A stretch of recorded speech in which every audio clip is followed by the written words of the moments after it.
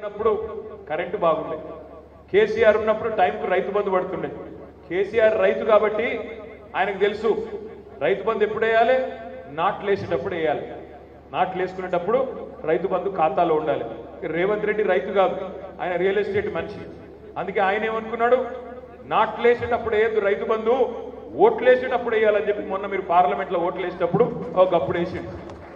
అందుకే నేను అనేది, ఎవరు ఇక మళ్ళీ ఓట్లు వచ్చిందాకా రాదని చెప్తున్నాడు జగదీశ్వర్. మళ్ళీ 5 ఏళ్ల దాకా పత్తా కూడా ఉండదు, మళ్ళీ రైతు బంధు రాదు, రైతు భరోసా లేదు, ఏది లేదు.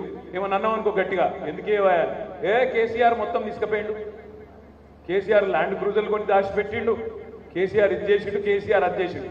మాకు అప్పుడప్పుడు డౌట్ వస్తుంది, ప్రభుత్వంలో మేమున్నామా వాళ్ళు ఉన్నారా? అసలు చూస్తుంటే అప్పుడప్పుడు అసెంబ్లీలో కూడా గమ్మత్తు నడుస్తున్నది. వాళ్ళు లేస్తారు, కాంగ్రెస్ వాళ్ళు లేచి మీ మంత్రి గారు ఇట్లాంటున్నట్టు. అరే మేము మంత్రి కాదురా భయ్, మేము మాజీ మంత్రి, ఇప్పుడు మా ప్రభుత్వం లేదరా అయ్యా, మీరే ఉన్నారని మేము యాడ్ చేయాల్సి వస్తుంది అప్పుడప్పుడు. వాళ్ళకి అట్లా తయారైంది ఇలా పరిస్థితి. చూడండి ఒక్కసారి ఏం జరుగుతుందో, మీరు చదువుకున్న వాళ్ళు. ఏమంటాడు ముఖ్యమంత్రి సెక్రటేరియట్ పోయి, నేను లంకె బిందెలు ఉంటాయనుకొని వచ్చిన ఇక్కడ ఖాళీ కుండలు ఉన్నాయంటున్నాడు. నాకు తెలియక అడుగుతా, లంకె బిందెల కోసం గడ్డపారలు పట్టుకొని, తటపారలు పట్టుకొని, నెత్తి మీద తుండు కప్పుకొని అర్ధరాత్రి ఎవరు తిరుగుతారు? నేను అంటలేను, కేసు అయితే మీ మీద అయితే నాకు సంబంధం. అంటే ఎవడన్నా ముఖ్యమంత్రి అంటాడా లంకె బిందెల కోసం తిరుగుతున్నా అని? ఇంకొక మాట అంటాడు ఆయన, విచిత్రం అనిపిస్తుంది నాకు.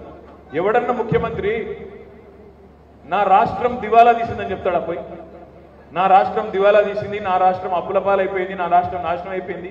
అరే కోపం ఉంటే కేసీఆర్ని తిట్టు, జగదీష్ రెడ్డిని తిట్టు, నన్ను తిట్టు, ఇంకా ఎక్కువ కోపం ఉంటే మా ఎమ్మెల్యేలను ఎమ్మెల్సీలను వరుసగా పెట్టి తిట్టు, ఇబ్బంది లేదు.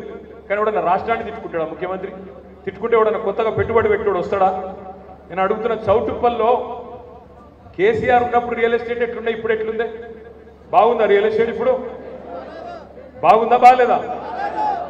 మరి ఏరికోరి తెచ్చుకున్నారు కదా, ఏరికోరి తెచ్చుకున్నారు, ఇప్పుడు వాడు ఎగిరెగిరి అంటున్నాడు. మేమేం చేయాలి?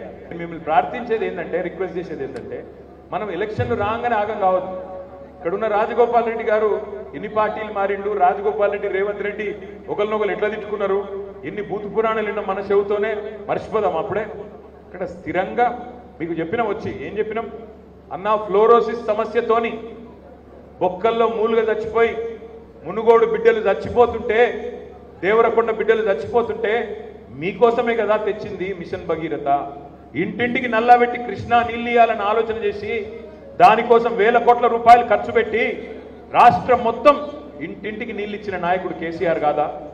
ఆనాడు కాంగ్రెస్ ప్రభుత్వం ఉన్నప్పుడు దాదాపు 1000 గ్రామాల్లో ఫ్లోరైడ్ ఉన్నది, ఫ్లోరోసిస్ ఉన్నదని పార్లమెంట్లో చెప్పింది.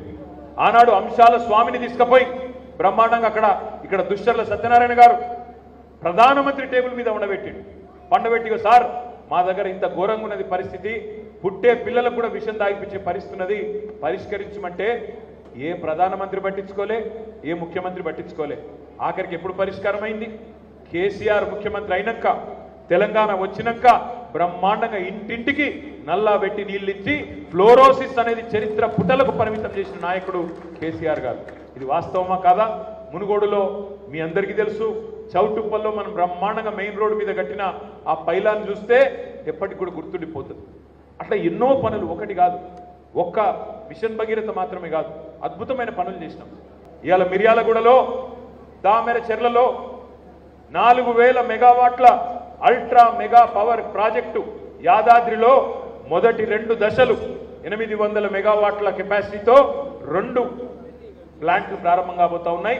1600 మెగావాట్లు, 1 మెగావాట్ విద్యుత్ ఉత్పత్తి లేని నల్లగొండలో 1600 మెగావాట్ల విద్యుత్ ఉత్పత్తి చేసింది కేసీఆర్ కాదా?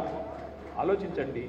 65 ఏళ్ళు సమస్యల వలయంలో కొట్టుమిట్టాడిన మునుగోడు, దేవరకొండ, మంచినీళ్ళ కోసం అవస్థ పడ్డ మునుగోడులో మంచినీళ్ళు ఇచ్చింది కేసీఆర్ కాదా?